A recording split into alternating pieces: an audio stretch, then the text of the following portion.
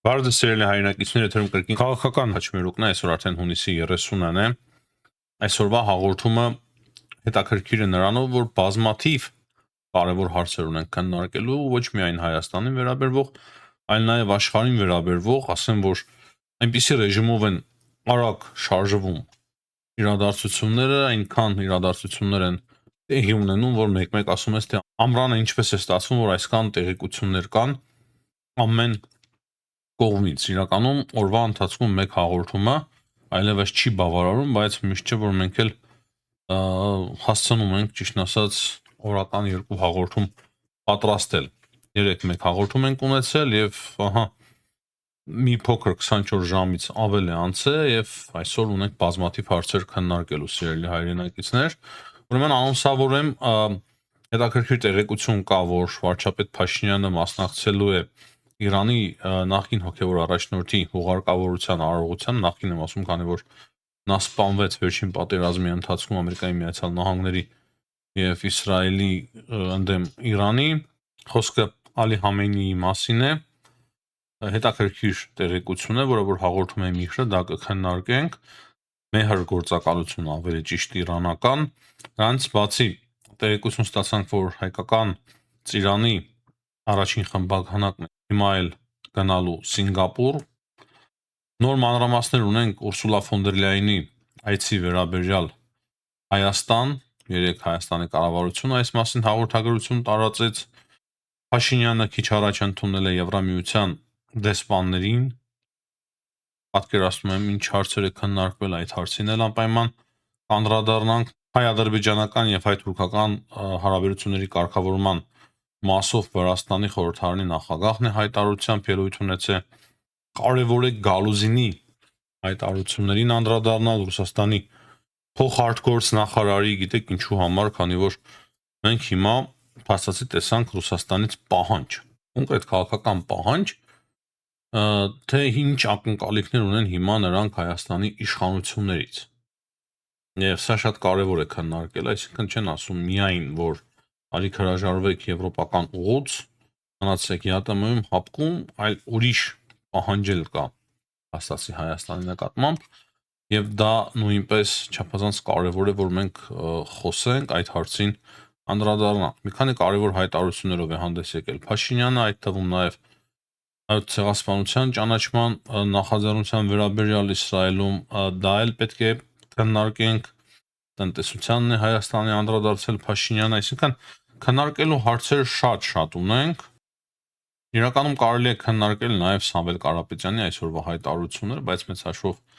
շատ խորը իմաստ այդ հայտարարությունների մեջ չեմ տեսնում, մտածենք ընթացքում կամ քննարկենք կամ չէ, քանի որ մեծ հաշվով շատ իմաստ չեմ տեսնում։ Միանգամից ասեմ, հետաքրքիր է միայն այն, որ ինչ որ ընդդիմադիր կոչված ուժերով հավաքվում են, որոշումներ են կայացնում եւ նա ասում է, որ մենք պլան ունենք, պլան թե ինչպես հեռացնենք Փաշինյանին իշխանությունից, բայց ասում է, որ հիմա ձեզ չեմ ասելու, թե ինչ ձևի պլան է դա։ Մնացած հայտարարությունները մեծ հաշվով շատ իմաստ չունեն, չեմ ասում, թե այդ չեմ կարող ասել, թե այդ հայտարարությունն էլ շատ լուրջ պետք է ընդունել, բայց գոնությունը լավ բան է։ Միշտ ասել եմ նաեւ դրա մասին, քանի որ մինչեւ վերջ մենք չենք հասկացել Ռուսաստանի դիրքորոշումը եւ Ռուսաստանի կողմից հիմա անելիքները եւ ինչ կոնկրետ ծրագրեր ունեն այդ ընդդիմության հետ կապված։ Մնացած հարցերը վերաբերվում են Իրանին, Միացյալ Նահանգներին, Իսրայելին, Ուկրաինային, Ռուսաստանին, այսինքն միջազգային կարևոր հարցերն են։ Անպայման սիրելի հայրենակիցներ, հիշեցնում եմ ձեզ լայքերի համար, կարող եք դրանից մի մասը մոռանալ, չափազանց կարևոր են լայքերը, հատկապես ամռան պասիվությունը մեծ է նաեւ YouTube-ում։ Ինչպես նաեւ չափազանց կարևոր են բաժանորդագրումները, սիրելի հայրենակիցներ, ես ցուցադրում եմ, թե ինչպես կարելի է հեշտ ձևով բաժանորդագրվել մեր ալիքին, եթե դուք ուշադիր եք, այն մարդիկ, ովքեր որ չգիտեն, թե ինչպես են բաժանորդագրվում, ես փորձում եմ ցույց տալ։ Իսկ նրանք, ովքեր որ գիտեն, բնականաբար շատ ավելի լավ է եւ շատ ավելի հեշտ է իրենց բաժանորդագրվել։ Լավ, սկսենք միանգամից կարևոր թեմաների քննարկմանը, քանի որ բավականին երկար կարծում եմ քննարկում կունենանք, մենք փորձում ենք շատ արագ անել մեր հաղորդումները, բայց միշտ չէ որ դա ստացվում է։ Ուրեմն, առաջինը սկսենք մեր գործակալության տարածած հաղորդագրությունից, որ Հայաստանի Հանրապետության վարչապետ Նիկոլ Փաշինյանը ժամանելու է Իրան մասնակցելու ուղարկավորության արարողությանը Ալի Համենեի այն տեղի կունենա հուլիսի 4-ից հուլիսի 7-ը կարծես։ Շատ հետաքրքիր է սա, գիտեք ինչով է հետաքրքիր։ Այն որ Ամերիկայի Միացյալ Նահանգների եւ Հայաստանի միջեւ ռազմավարական հարաբերություններ կան, Թրամփի հայտարարությունները, վերաբերմունքները Փաշինյանի մասով եւ մեկ բան պարզ է, որ այդ ուղարկավորության ժամանակ հնչելու են կարգախոսեր մահ Միացյալ Նահանգներին, մահ Թրամփին եւ այդպես շարունակ։ Եվ Փաշինյանը գտնվելու է այդ միջավայրում։ Մյուս կողմից գոնե լավը այն է, որ այս ուղարկավորությունը տեղի ունենում մի փոքր նվազման պահին կոնֆլիկտի, չեմ կարող ասել, որ կոնֆլիկտը ավարտվել է, բայց մենք ունենք Միացյալ Նահանգների եւ Իրանի միջեւ փոխհմբռնման հուշագիր, պետք է իրենք աշխատեն արդեն այդ փաստաթղթի վրա, որը որ բերելու է խաղաղության մերձավոր արևելքում, Չնայած բախումներ կան անընդհատ, Իրանը անօդաչու թռչող սարքերով մեկ-մեկ հարվածներ է հասցնում ամերիկյան ռազմաբազաներին, նավերին անցնող Հորմուզի նեղուցով Միացյալ Նահանգները պատասխանում է տարբեր հարվածներով, լավ, այդ հարցը հետո կքննարկենք, բայց այդ պայմաններում Փաշինյանի այցը Իրան, կրկնեմ, ընտրահարույց է իմ պատկերացմամբ, ուղղակի մի փոքր իրավիճական մեղմվում է նրանով, որ այդ փոխհմբռնման հուշագիրը կա Միացյալ Նահանգների եւ Իրանի միջեւ, դրանից բացի միշտ են Միացյալ Նահանգները փորձում են այլ հասկացողաբար մոտենալ Հայաստանի գործողություններին եւ Հայաստանի քաղաքականությանը։ Իմիջիայլոց ստանում եմ տեղեկություններ, դուք էլ կարող եք հաստատել, որ Ալի Համենեի մահից հետո շատ բան է փոխվել, Հայաստանից փորձում են իրանցիները հիմա մեքենաներ տանել, այսինքն ակտիվություն է սկսվում Իրանում, շատ բան, այնինչ նախկինում անհնար էր եւ նաեւ ազդում էր այդ ամենը հայ-իրանական հարաբերությունների վրա, առևտրի վրա, հիմա կարծես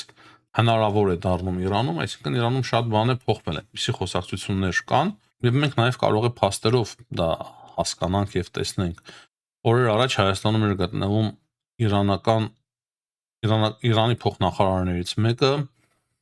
համապատասխան հանդիպում էր կազմակերպվել Հայաստանում, մի 2-3 օր առաջ Հայաստանում էր գտնվում նախագահի ներկայացուցիչը Իրանի եւ բոլոր դեպքերում էլ խոսվում է առևտրի մասին, Իրանի եւ Հայաստանի միջև ճանապարհների մասին, ճանապարհների թողունակության բարձրացման մասին։ Եվ սա նույնպես վկայում է այն մասին, որ Հայաստանում եւ Իրանում բավականին լուրջ են տրամադրված առևտրային հարաբերությունները խորացնելու մասով։ Հաջորդ հարցը։ Այսօր մենք տեղեկացանք, որ հայկական ծիրանը գնում է նաեւ Սինգապուր, պատրաստ է առաջին խմբականակը գնալ Սինգապուր։ Սինգապուրը Եվրոպա չէ, եւ ինչ էլ ասեն ռուսները, ներքևում մենք այդ հարցին էլ կանդրադառնանք։ Մենք հասկանում ենք, որ Հայաստանը ոչ միայն Եվրոպայի ուղղությամբ է արդեն աշխատանք տանում ապրանքներ արտահանելու, այլ մինչև նույնիսկ Սինգապուր, շատ հետաքրքիր եւ ուրախացնող տեղեկություններ դա։ Երեք Հայաստանի կառավարությունը հաղորդագրություն է տարածել այն մասին, որ Ուրսուլա ֆոն դեր Լայենը, Եվրոպական հանձնաժողովի նախագահը, գալիս է Հայաստան հուլիսի 2-ին աշխատանքային այցով են ալինելու Հայաստանում եւ այդ այցի շրջանակներում հանդիպելու է նա Նիկոլ Փաշինյանի հետ։ Նախկինում կային տեղեկություններ այն մասին, որ ամեն ինչ արվում է, որ մինչև այդ այցը բազմաթիվ փաստաթղթեր պատրաստ լինեն եւ արդեն կարևոր որոշումներ կայացվեն Հայաստանի եւ Եվրամիության միջև առևտրի մասով։ Տեսնենք, ես շատ հույսով եմ, որ այդ փաստաթղթերը կարողացել են կարգի բերել այդ հանձնախումբը ձևավորվել է, որը որ պետք է զբաղվի այդ հարցերով առևտրի Հայաստանի եւ Եվրամիության միջև, այսինքն հույսով եմ, որպեսզի ընդհանուր առմամբ ավելի լավ հասկանանք, թե ինչ է տեղի ունենում, Հայաստանը նախապատրաստվում է եւ ոչ միայն Հայաստանը, այլ նաեւ Եվրամիությունը տվյալ հանդիպմանը, պատահական չէ, որ այսօր Նիկոլ Փաշինյանը ընդունել է Հայաստանում հավատարմագրված Եվրամիության անդամ պետությունների դեսպաններին եւ քննարկել են Հայաստան-Եվրամիության համագործակցության օրակարգին վերաբերող հարցեր։ Շատ արագացված ռեժիմով գործընթացներ են տեղի ունենում, ինչը բնականաբար մեզ միայն ու միայն ուրախացնում է։ Հուլիսի 2-ը ուշ չէ, արդեն վաղը չէ, մյուս օրը ֆոն դեր Լայենը կլինի Հայաստանում եւ տեսնենք թե ինչ պայմանավորվածություններ, ինչ հայտարարություններ կհնչեն Երևանում։ Դրանից հետո նաեւ կա այց Ադրբեջան, ինչը բնականաբար նույնպես շատ կարևոր է եւ պետք է հետևենք նաեւ ֆոն դեր Լայենի այցին Բաքու։ Հիմա ասենք Նիկոլ Փաշինյանի մի քանի հայտարարություններին, կարևոր է հասկանալ թե ինչ է ասել Փաշինյանը երեք,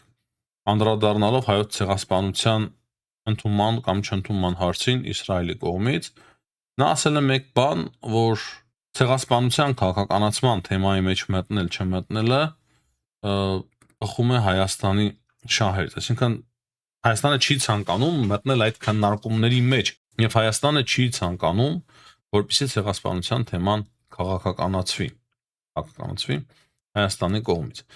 Ինչ պատասխան է սա։ Իմ պատկերացմամբ եւ համոզմամբ սա այնպիսի պատասխան է, որը որ չի կարող ազդել Իսրայելի դիրքորոշման վրա բացասական իմաստով։ Այսինքն Իսրայելը եթե տրամադրվել էր ճանաչել հայոց ցեղասպանությունը հիմա քնեսեթով, ապա դա խոչընդոտ չի կարող լինել։ Փաշինյանի այս հայտարարությունը խոչընդոտ չի կարող լինել։ Ոչ էլ խրախուսում էր քնեսեթին, չնայած եթե նույնիսկ խրախուս էր, չեմ պատկերացնում, թե շատ բան կարող է փոխվեր։ Բացասական հայտարարության պարագայում կարող է ինչ-որ չափով այդ բացասական հայտարարությունը ազդեր Իսրայելի դիրքորոշման վրա, ինչ-որ չափով, քանի որ Իսրայելը բավականին լուրջ եւ որոնք ծրագրեր ունի մեր տարածաշրջանի մասով, այդ մասին շատ երկար քանի օր է խոսում եմ։ Այսինքն շատ հետաքրքիր հայտարարություն է, որում ես նկատում եմ միջայլոց Հայաստանի շահը, որ Իսրայելը ճանաչի հայոց ցեղասպանությունը։ Ամենայն անկեղծությամբ եմ սա ասում։ Բայց նույն ժամանակ այնպիսի հետաքրքիր հայտարարությունները, որը որ չի կարող վնաս հասցնել հայ-թուրքական հարաբերությունների կարգավորման գործընթացին, ոչ էլ Ադրբեջանի հետ կարգավորման գործընթացին։ Ճիշտ է, Ադրբեջանը իր արտգործնախարարության միջոցով հայտարարում է, թե իբր այդ ամենը վնաս է հասցնելու հայ-ադրբեջանական, հայ-թուրքական հարաբերությունների կարգավորմանը, բայց իրականում բացարձակ դա կապ չունի հայ-թուրքական կամ հայ-ադրբեջանական կարգավորման գործընթացի հետ։ Հուսով եմ այս հարցն էլ փակեցինք, մեկ խոսքով կարևոր է անդրադառնալ այն գաղափարին, որը որ շրջանառվում է հիմա Հայաստանում, թե Քնեսեթը 2 շաբաթից արձակուրդ է գնում, հետո նոր ընտրություններ են եւ կարող է եւ չընդունի Իսրայելի կառավարության այդ որոշումով չհասցնի Քնեսեթը ընդունել հայոց ցեղասպանությունը եւ դա մտածված քայլեր Նետանյահուի կողմից։ Կարճ ասեմ, իմ պատկերացմամբ, եթե դա պետք է Իսրայելին, ապա միանշանակ կկարողանան ընդունել, ձև գտնել, շատ արագացված ձևով քննարկել եւ ընդունել, եթե իրենց դա պետք է։ Հնարավոր է առևտրի պահ է կրկին Թուրքիայի հետ, ես սա եւս չեմ բացառում, սակայն որ ասում են բանը բանից անցել է, այս դեպքն է եւ գնալով ամենայն հավանականությամբ թուրք-իսրայելական հարաբերությունները լարվելու են, այլ այնուամենայնիվ ճանաչելու է վաղ թե ուշ հայոց ցեղասպանությունը եւ միայն հայոց ցեղասպանության ճանաչումը չէ, հայոց ցեղասպանության ճանաչումով Իսրայելը փորձելու է թույլատրել թուրքական պետության հիմքերը, բազմիցս ասել եմ, հայկական հարցը արթնացնելով, վերակենդանացնելով եւ այդպես շարունակ, ոչ միայն հայկական հարցը, այլ նաեւ քրթական հարցը կարծում եմ նույնպես։ Վաղը մենք այդ մասին իմանանք, երբ վաղ ասում կոնկրետ վաղը չէ, մոտ ապագայում անպայման։ Հիմա անդրադառնանք Գալուզինի հայտարարություններին։ Փոխարտգործ նախարարն է Գալուզինը Ռուսաստանի, հետաքրքիր տեսք ունի այդ մարդը, ինչ է խոսում, ինչ է ասում։ Հարաբերս Ռուսաստանի արտգործ նախարարության աշխատակիցները հետաքրքիր պերսոնաժներ են։ Զախարովան, Լավրովը, Գալուզինը, բայց մեկ բան պարզվում է այդ հայտարարություններից, որ Ռուսաստանը նոր պահանջներ է ներկայացնում Հայաստանին։ RTVI հեռուստաընկերությանը տված հարցազրույցում ինքը անդրադարձել է կրկին Հայաստանին, Գալուզինը, եւ խոսել է Հայաստանի եվրոպական ձգտումների մասին։ Նա ասել է, որ ճիշտն ասած չի հասկանում, թե ինչի Հայաստանի իշխանությունները չեն շտապում հանրաքվե անցկացնել այդ հարցով։ Հայաստանը գնում է Եվրամիություն, թե չի գնում։ Եվ ինքը շարունակելով այդ միտքը ասում է, որ իրենց համար անընդունելի է, որ Հայաստանում կա օրենք, որով որ Հայաստանը գնում է դեպի Եվրոպա, այդ նույն ժամանակ շարունակում է Հայաստանը օգտվել Եվրասիական տնտեսական միությունից, կարծես սեփականաշնորհել են Եվրասիական տնտեսական միությունը։ Այսինքն խաղաղարթերը հստակ բաց է, եւ այս մասին պետք է խոսել արտգործ նախարարության մակարդակով, թե ինչ է Եվրասիական տնտեսական միությունը ձեր սեփականությունն է Ռուսաստանի, իսկ մնացած երկրները, այստեղ մենք շատ դեռ քննարկման թեմա ունենք, քանի որ Ղազախստանի ղեկավարը խոսել է Ռուսաստանի ղեկավարի հետ այսօր հեռախոսով եւ քննարկել են Բրյուսելում ձեռք բերված պայմանավորվածությունները, Ղազախստանի եւ Բրյուսելի միջև պայմանավորվածությունները։ Սակայն դեռ մինչև վերջ անդրադառնանք Գալուզինի հայտարարություններին։ Նա ասում է, որ քիչ հավանական է, որ Հայաստանը կարողանա իր արտադրանքը արտահանել Եվրոպա, Եվրոպան դառնա այլընտրանքային շուկա Հայաստանի համար, կամ ընդհանրապես Հայաստանը կարողանա գտնել այլընտրանքային շուկա Ռուսաստանից եւ ԵԱՏՄ-ից բացի։ Գալուզինի խոսքերով Բրյուսելում հայկական ապրանքների համար մշակվող ինքնավար առևտրային միջոցները ամբողջովին քաղաքականացված են եւ եւս մեկ անգամ ընդգծում են հակառուսական բնույթը։ Թե ինչ կա հակառուսական բնույթի մեջ, երբ որ Եվրամիությունը ձեռք է մեկնում Հայաստանին, իրոք ես չեմ հասկանում այս հայտարարությունները, լրիվ հիվանդ մարդու հայտարարություններ։ Հայաստանին եթե օգնում են, Հայաստանի հետ հիմա առևտուր են անում, դա հակառուսական քայլ է, Ռուսաստանից պաշտպանելու քայլերը հակառուսականություն է, եւ հետո ռուսները ու իրենց իշխանությունը որ ժողովուրդը հիմա տարապում է այդ իշխանության պատճառով, համատարած բենզին չկա Ռուսաստանում, համատարած մարդիկ ամբողջ գիշերը հերթ են կանգնում, որ կարողանան մի փոքր բենզինով լիցքավորել իրենց մեքենաները։ Գալուզինը նաև ասում է, որ Եվրոպան փորձում է Հայաստանին իրենց կողմը գրավել դժվար կատարելի խոստումներ տալով, բայց մենք տեսնում ենք, որ հեչ էլ դժվար չէ, շատ լավ էլ հայկական ապրանքները արդեն գնում են դեպի Եվրոպա, հələ 2 օրից Ուրսուլա ֆոն դեր Լայենը կայցելի, մենք արդեն կտեսնենք կոնկրետ փաստաթղթավորված հարաբերություններ Եվրամիության հետ եւ շատ հետաքրքիր հայտարարություններ կիմանանք միանշանակ։ Եվ այստեղ կարևոր է նաև երեկվա Փաշինյանի հայտարարությունը այն մասին, որ ռուսական այդ էմբարգով հաստատի, որ մտցվել է հայկական ապրանքների նկատմամբ, իհարկե էմբարգո չի ասում Փաշինյանը, ասում է սահմանափակում, կրիտիկական բացասական նշանակություն չեն ունեցել հայկական տնտեսության վրա։ Շատ կարևոր հայտարարություն է, փառք Աստծո, որ այդպես է։ Այդպես էլ կարծում էի, որ չէին էլ կարող այդ պատժամիջոցները անօրինական, որոնք որ մտցվեցին Հայաստանի նկատմամբ, այդպիսի ազդեցություն ունենալ։ Մենք նաև ստանում ենք տեղեկություններ, որ Ռոսսելխոզնadzորը կամ Պուտիննadzորը նույնիսկ վնասատուներ է հայտնաբերում այն ձկնեղենի մեջ հայկական, որը որ երբեք Ռուսաստան չի արտահանվել որևիցե ձևով։ Ահա այդ կան քաղաքականացված եւ անհեթեթ են Ռոսսելխոզնadzորի այդ հայտարարությունները եւ որոշումները։ Հիմա ամենակարևոր հայտարարության մասին Գալուզինի։ Ես միշտ էլ հետաքրքիրը թողնում եմ վերջում, նա խոսել է նաեւ TRIP ծրագրից եւ ասում է, որ TRIP-ում պետք է մասնակցի նաեւ Ռուսաստանը։ Ոչ այն ձևով, ինչպես որ Հայաստանն է դա պատկերացնում։ Մենք հիշում ենք Փաշինյանը հրավիրում էր նաեւ ռուսներին մասնակցել։ Ինքն ուղղակի տարանցում իրականացնող երկրների շարքում մասնակցել, օգտվել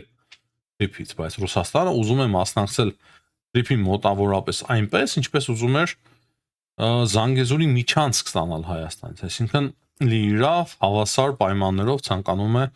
Ռուսաստանի Դաշնությունը մասնակցել TRIP ծրագրին։ Եթե TRIP-ը ստորագրվել է Ամերիկայի Միացյալ Նահանգների եւ Հայաստանի միջև, ապա ռուսները ցանկանում են, որ իրենք էլ այդ ամենին մաս կազմեն եւ ասում են, քանի որ մեր սահմանապահներն են այնտեղ, մենք շատ կարևոր գործընթացներ ենք այնտեղ իրականացնում, հələ հարց է, պետք է հասկանան սահմանապահները կան, չկան Սյունիքում,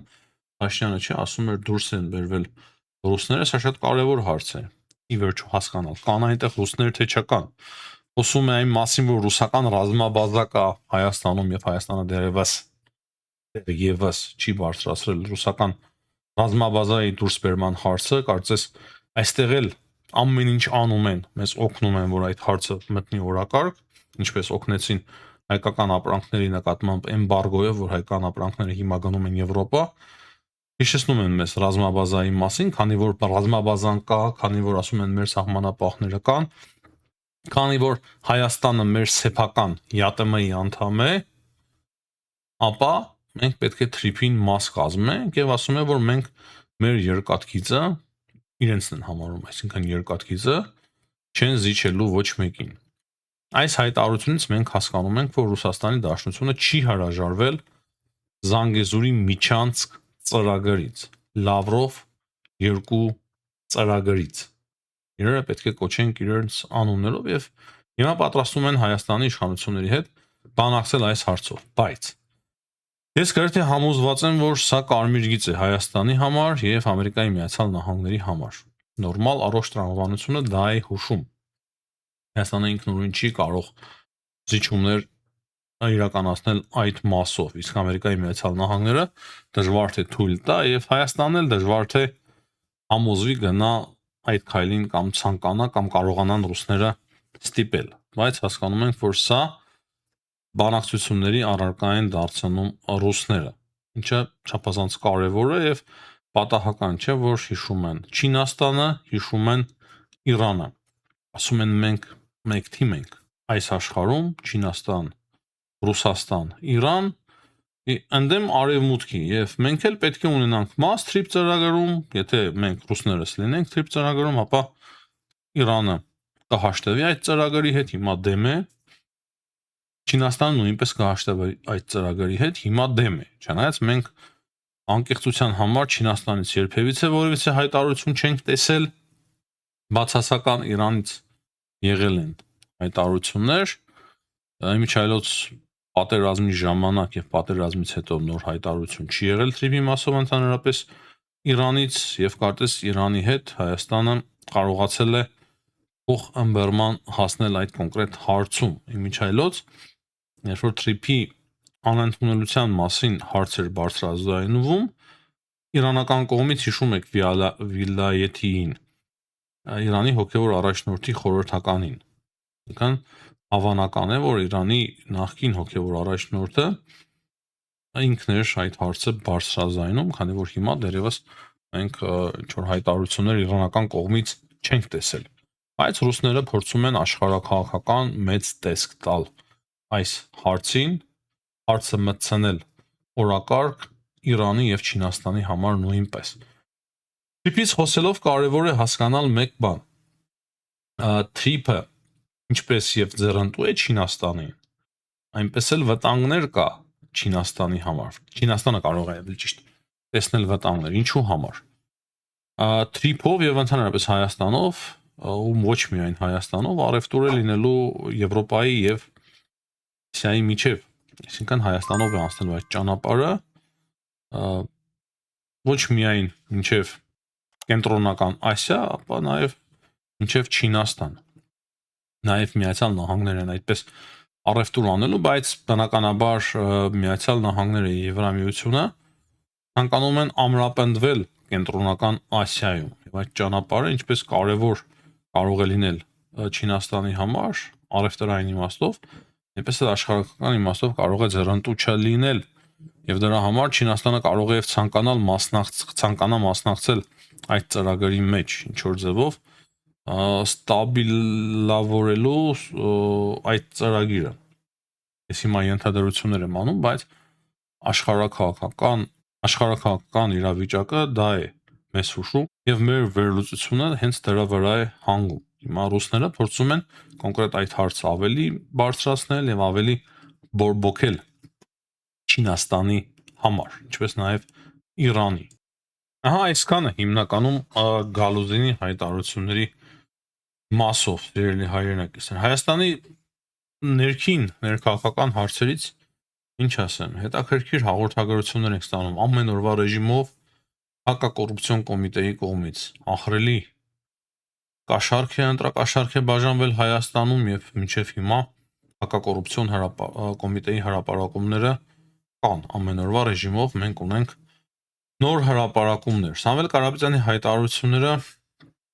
ոչ մի լուրջ բան չտեսա այդ հայտարարությունների մեջ, անկեղծ ասեմ։ Այն որ ընդդիմադիր ուժերով հավաքվում են եւ քննարկում են ինչպես հեռացնեն Փաշինյանին իշխանությունից, տարբեր ձևի կարելի է ընդունել, գիտեք, ուղղակի կարող է ցույց են ուզում տալ, որ պայքարում են, պայքարը շարունակվում է, հետո խոսում է մանդատներ վերցնելու, չվերցնելու մասին, ասում է 60% ավելի կողմ է, 40%-ը դեռևս դեմ է, քանի որ ընտրությունները նոր են ավարտվել, դեռևս տաք է այդ process-ը եւ դրա համար 40%-ը դեմ է, որ իրենք վերցնեն մանդատներ, այսինքն ամեն ինչ գալիս է նրան, որ իրենք ի վերջո վերցնելու են մանդատները։ Կարևոր է նշել, որ Վրաստանի խորհրդարանի նախագահը հետաքրքիր հայտարարությամբ է հանդես եկել, ասել է, որ Հայաստանի եւ Ադրբեջանի միջև ընթացող խաղաղության գործընթացը, ինչպես նաեւ Թուրքիա-Հայաստան հարաբերությունների կարգավորման ջանքերը ստեղծում են ավելի մեծ կայունություն տարածաշրջանում, ինչպես նաեւ համագործակցության հերանեկարներ են ստեղծում տարածաշրջանում։ Լավ հայտարարություն է եւ այստեղից մենք հասկանում ենք, որքանով դա ճիշտ է, որքանով սխալ։ Եմ կարող ասել, որ Վրաստանը հաղորդագրված է հայ-թուրքական հարաբերությունների կարգավորումով, հայ-ադրբեջանական հարաբերությունների կարգավորումով։ Ամենայն դեպս հայտարարությունների մակարդակով դա այդպես է, ինչը միանշանակ ողջունելի է, թե ինչի կարող է ներքին կարգով այդքան էլ հաճելի չլինի դա Վրաստանի համար, TRIP ծրագիրը կարող է շատ բան փոխել, բայց մենք պետք է աշխատանք տանենք, որ Վրաստանի համար բացասական իմաստով որևիցե բան չփոխվի, այսինքն միայն դրական փոփոխություններ լինեն, համագործակցությունը բնականաբար Վրաստանի հետ պետք է ավելի ամրանա։ Այս մասին ես միշտ եմ խոսել։ Հայ-վրացական հարաբերությունները չափազանց կարևոր են եւ անընդունելի են հայ-վրացական հարաբերությունների դեմ ուղղված բոլոր հայտարարությունները։ Դա միայն ու միայն կարող են անել մեր թշնամիները սեփ խրելով մեր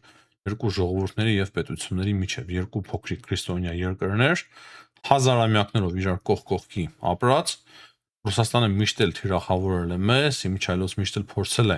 մեր մեջ սեփ խրել, մեր մեջ թշնամանք սերմանել, մենք պետք է անենք ճիշտ հակառակը։ Դա է բխում թե մեր, ասելով Հայաստանի, այս բaragայում Հայաստանի մասով եմ ասում, չնայած Վրաստանի քաղաքացի եմ, թե Վրաստանի ազգային ու պետական շահերից ես երկու կողմից էլ կարող եմ այսպես հայտարարել, թե Վրաստանի պետական շահերից է դա բխում, թե Հայաստանի։ Մենք պետք է լինենք ամեն դեպքում միասին լինելը մեզ կարող է մեզ համար չափազանց ձեռնտու եւ մեզ կարող է փրկել։ Հիմա կարևոր է կարծում եմ նաեւ ունե թեթև անդրադառնալ Տոկաևի եւ Պուտինի հեռախոսազրույցին։ Փաստացի այդ հեռախոսազրույցը տեղի ունեցել Տոկաևի այցից հետո Բրյուսել, երբ որ իրենք պայմանավորվել են, այսինքն Ղազախստանը եւ Եվրամիությունը 10 միլիարդ եվրոյի նոր ծրագրերի շուրջ։ Եվ հիմա տեսնում ենք հեռախոսազրույցը Պուտինի եւ Տոկաևի միջև եւ պատմել է Տոկաևը, թե ինչպես Բրյուսելում հունիսի 22-ին եւ 23-ին Ղազախստանը պայմանավորվածություններ էր ձեռք բերում Եվրոպայի հետ։ Հետաքրքիր է, քանի որ Հայաստանի մասով մենք գիտենք Ռուսաստանի դիրքորոշումը, նաև Վլադիմիր Պուտինի դիրքորոշումը եւ հայտարարությունները։ Հետաքրքիր կլինի այդպիսի հայտարարություններ լսել Ռուսաստանի Դաշնության նախագահից, նաև Ղազախստանի մասով։ Միջալոց Ղազախստանը եւ Վրաստանը ստորագրեցին ռազմավարական հարաբերությունների հաստատող, ինչը նույնպես շատ կարևոր է։ Հատկապես կարևոր է այս միջանցքների կառուցման ժամանակահատվածում։ Հիմա սիրելի հայրենակիցներ, ձեր թույլտվությամբ շատ կարճ անդրադառնանք ինչ է տեղի ունենում Իրանի շուրջ։ Իսկ Իրանի շուրջ մեծ շատ բան չկա խոսելու։ Ուրեմն բանակցություններ պետք է ընթանային այսօր Դոխայում Միացյալ Նահանգների եւ Իրանի միջև։ հակասական տեղեկությունները շատ էին, իրանական կողմը ասում է, որ նման բանակցություններ նախատեսված չեն, Դոնալդ Թրամփը հայտարարում է, որ չէ, Իրանը խնդրել է, որ նման հանդիպում տեղի ունենա եւ այն տեղի կունենա Դոհայում։ Հիմա այդ հանդիպումների մասնակցելու համար Դոհայում է գտնվում արդեն Վիտկոֆը, Թրամփի շատ սիրելի բանականած Վիտկոֆը։ Բայց մենք տեղեկանում ենք, որ ամենայն հավանականությամբ այս անգամ իրանական կողմը ճիշտ է, այդպիսի բանակցություններ տեղի չեն ունենա եւ ուղղակի տեղում ինչ որ բանակցություններ կլինեն, բայց ոչ Իրանի մասնակցությամբ։ Ինչ վերաբերում է ռուս-ուկրաինական պատերազմին, հետաքրքիր տեղեկություններ է մեզ հայտնում New York Post-ը, թե ինչպես Ռուսաստանը մոբիլիզացնում է բազմաթիվ երիտասարդների, մարդկանց պայմանագրերը ստորագրում են եւ երբ որ առաջին մարտն է տեղի ունենում իրենց համար, այդ մարդկանց, ովքեր որ հայտնվում են ռազմի դաշտում, ընդամենը 20-30 րոպեվա ընթացքում տվյալ մարդիկ լիկվիդացվում են ուկրաինական դրոնների կողմից։ Այսինքն ահռելի կորուստներ ունի Ռուսաստանի Դաշնությունը, այդ մսային գրողները ոչինչ չեն տալիս, հաստատի ոչինչ չեն տալիս Ռուսաստանին, յուրաքանչյուր պայմանագիր ստորագրող հիմնականում զոհվում է 20-ից 30 րոպեների ընթացքում։ Հետքերն են կարողանում մնալ 2-3 շաբաթ։ Եվ ահա այդ հաջողությունների ֆոնին Ուկրաինայի համար, քանի որ մենք տեսնում ենք, որ Ուկրաինան շատ ցավոտ հարվածները շարունակում է Ռուսաստանի ուղղությամբ, հատկապես նավթային հատվածի ուղղությամբ ահռելի հերթեր են, բենզինի հետ կապված սարսափելի իրավիճակի հիմա Ռուսաստանում, ում հետ ուզում եք խոսեք հեռախոսով, բոլորը այդ մասին են ասում, թե բենզինի խնդիր ունենք, ինչ անենք, որ այդ բենզինի հարցը լուծվի։ Մարդիկ իրոք բավականին բարդ իրավիճակում են հայտնվել